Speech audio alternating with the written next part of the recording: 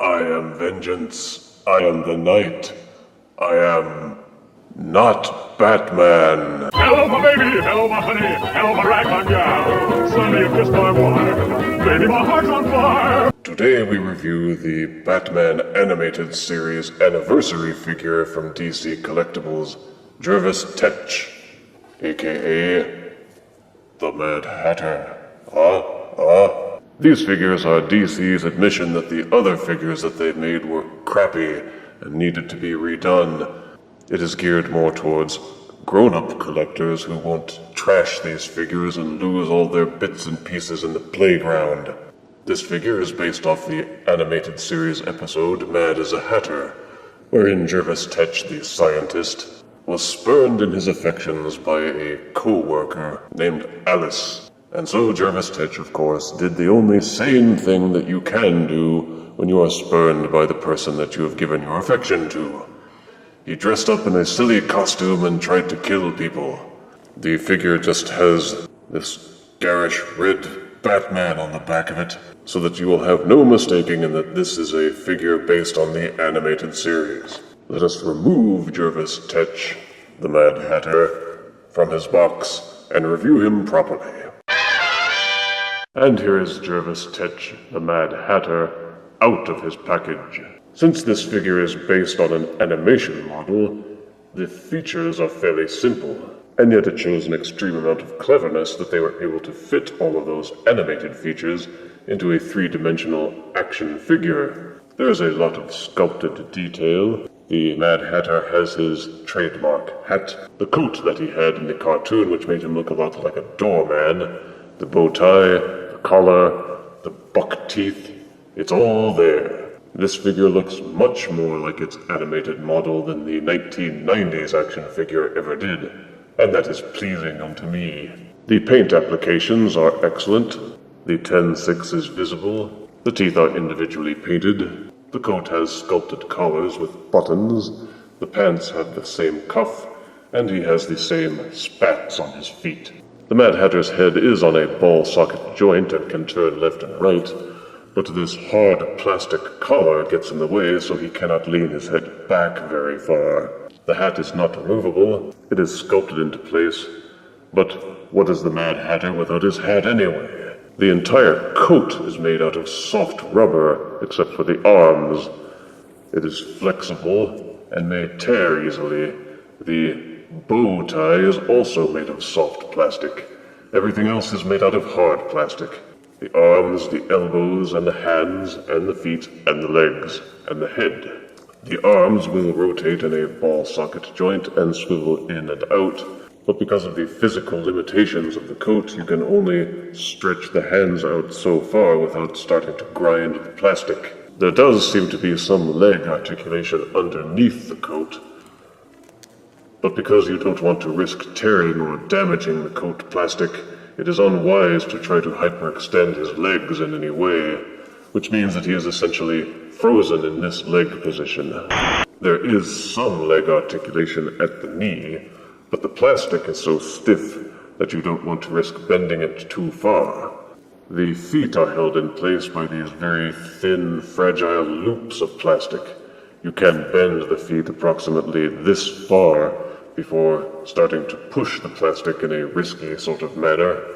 Both of the legs have that same level of articulation, and extreme caution should be taken with the feet, especially to make certain that these little plastic loops don't snap. They will also rotate 360 degrees, allowing you to splay the feet out for more stability, I suppose. But look at these feet. They're so tiny and dainty. The hands will rotate 360 degrees in their socket. They also will rotate back and forth approximately 90 degrees. But as with the feet, extreme care should be taken with the hands.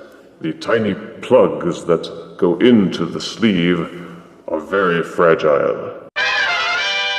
Jervis Tetch does come with several accessories, including 4 extra sets of hands for additional playability and posability. The figure also comes with this little checklist, because they want to make sure that you know about all the other figures that they want you to buy. The figure also comes with this instruction sheet showing you how to assemble the included display stand.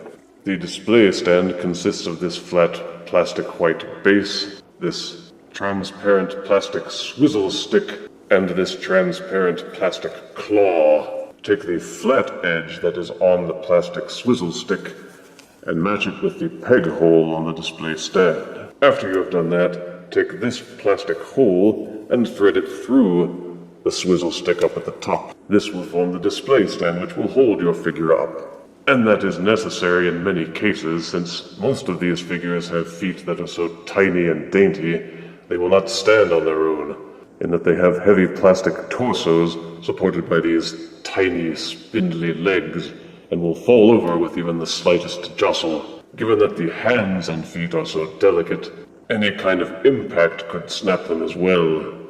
You will notice that even with the display stand, the figure's feet have a tendency to slide around, meaning that it could still fall over easily.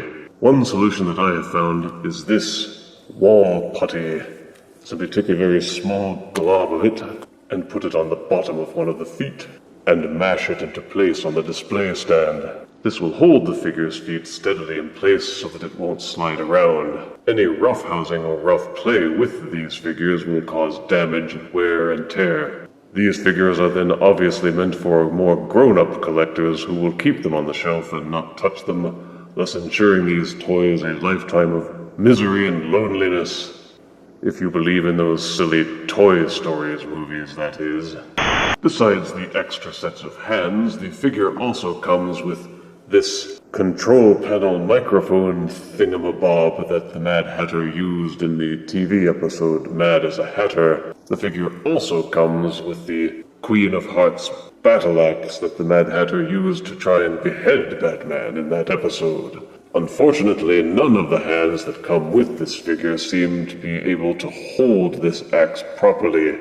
The open hand has the fingers that are too loose, whereas this hand is not open enough to fit around the handle. You have no choice but to try to prop this axe weakly in place to the point where the figure will hold it.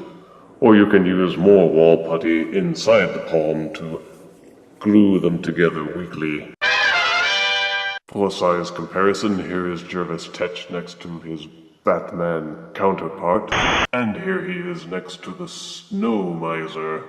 Overall, I am fairly pleased with this Mad Hatter figure. It took the Batman animated series cartoon to make the Mad Hatter cool, and it took this action figure to make me actually buy a figure that was based on Alice in Wonderland. I give Jervis Tetch the Mad Hatter 7 out of 10 deaths. Well, Batman, it looks like I came out ahead after all. If you refuse me, honey, you lose me. Then you'll be left alone, oh baby. Tell them all and tell me I'm your own.